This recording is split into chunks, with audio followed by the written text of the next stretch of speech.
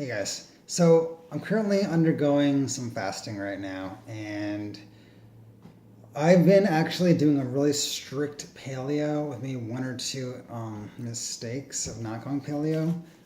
Basically, I've been eating just meat and vegetables since mm, like September of 2016, strictly, pretty much until now. So it's been a good 8 months. So I have some tips. I'm actually doing some water fasting and some dry fasting now. I want to tell you basically that if someone tells you to go do a juice fast or a juice cleanse, unless it's like 5 or 10 grams of vegetable juice all day, there's no point in doing it.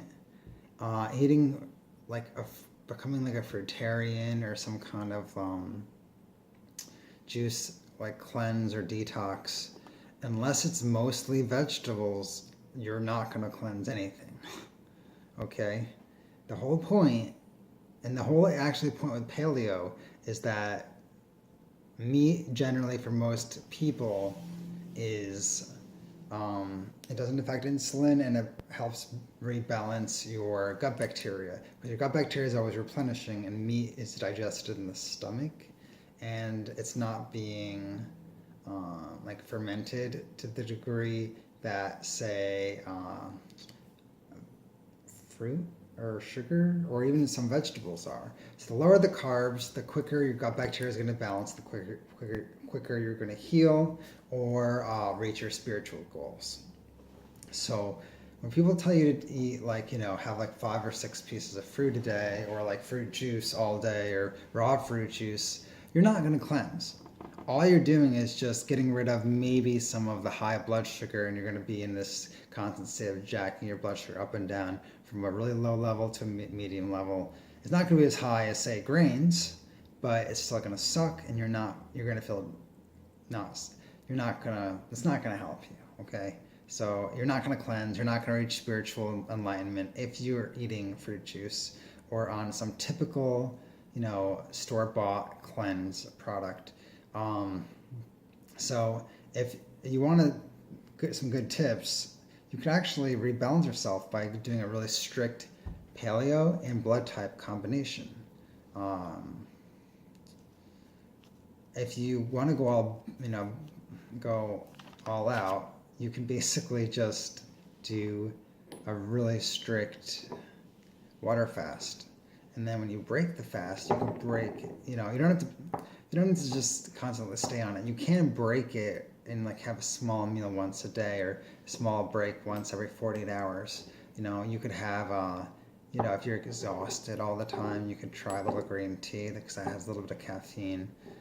Or you could do, again, a small piece of meat and some vegetables because that will dissipate it'll slow down the detox. It'll kind of put a brake on it, and then within a couple hours you'll be back on it because you're not jacking up the blood sugar again. But if you eat bread and a bunch of sugar to cleanse or to break your fast, or you're going to have to then your body's going to have to lower your blood sugar all the way back down, which is going to suck and it feels horrible. And then it's going to have to rebalance your gut bacteria. So it's almost like you put on a bunch of weight just by eating one or two messed up meals, and then you have to get rid of that weight and lower your blood sugar at the same time. It's not really worth it. So if you're going to get off your fast, you really should break it with some kind of low glycemic food. And honestly, that's not fruit. A lot of people say break it with fruit. I mean, I would say break it with some kind of broth, low sodium. Another thing I noticed is that, well, I should make another video on this, but I'm sorry, but like salt, I was addicted to that stuff. It's crazy how much we really are addicted to salt, how much you crave it. It feels so much better without it because your body isn't always in this heightened state. There's a craving you have when you have salt.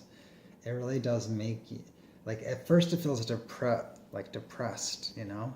because you're getting a big dopamine hit from salt. Because in a way, it's like an abrasive you're eating. I mean, You'll die if you keep drinking salt water. Everyone knows it breaks down into sodium and chlorine. Chlorine. I mean, that's what you're putting in your body, chlorine. You know, your body's not recognized as something wonderful.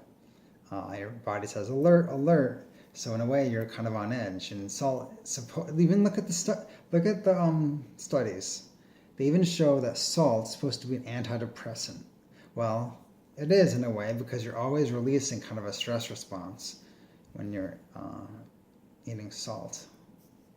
Whereas if you don't eat salt, you might feel depressed for a couple of days. It kind of sucks. But if you're also eating a low carb, like paleo diet, or you do water fast or even dry fast for a couple of days, like yesterday I was really, I was sad for like no reason. And I really believe it's because it was the salt. I'm a lot calmer now. A lot. I feel actually pretty decent, you know. My tongue's coated. I have a lot of energy, and I've been doing paleo, and now I'm on like I'm going on almost 24 hours, no food, no water. So it's pretty cool. Those are just some general tips. I'm going to go into I should really do a video for a specific topic, right? I don't know what you guys think, but I'm going to get back on YouTube and kind of document my results. So this is something I'm working on.